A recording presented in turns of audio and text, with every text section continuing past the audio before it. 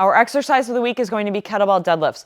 Kettlebell deadlifts are an exercise anybody can do. It's a great beginner exercise to teach you how to use what's called a hinge pattern. But then also, even if you're a seasoned lifter, there are certain variations you can do with a kettlebell deadlift to make it challenging.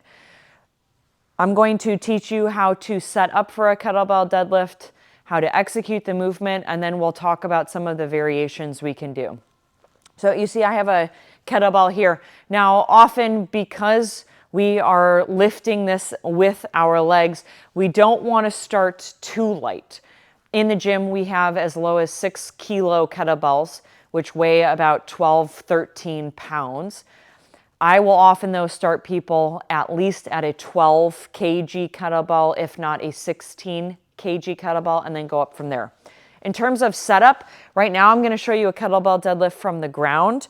When it's on the ground, the first thing I'm going to do is I'm going to line up the handle of the kettlebell so it's in line with my heels toward the back of my feet. I'm not going to line up where the kettlebell is in line with my arches of my feet or my toes, because then it's slightly forward.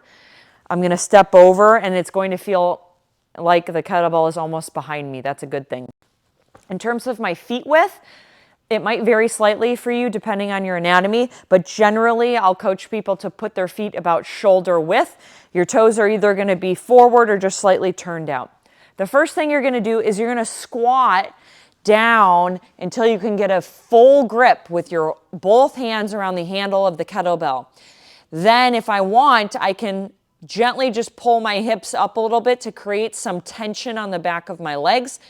And the action that I'm going to use to initiate the movement is I'm going to push the floor down.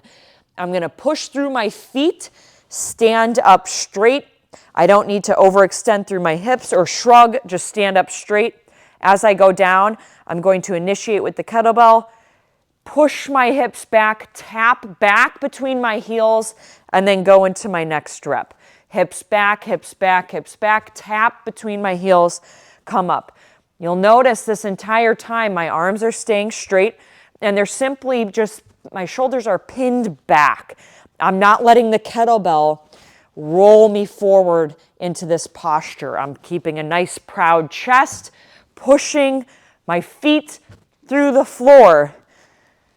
Something I've been telling people recently is you want to think of this as a leg pressing exercise versus a lifting exercise. Focus more on your interaction with the ground versus what you're actually doing with the weight. Something else to consider.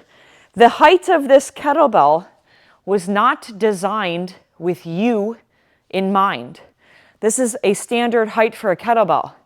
So if you are someone who is tall, or maybe you're someone who lacks the ability to get down into this position, keeping your whole foot on the ground, then what I'm going to do for you, or you're going to do for yourself, is you're going to elevate the kettlebell on something, usually a low box.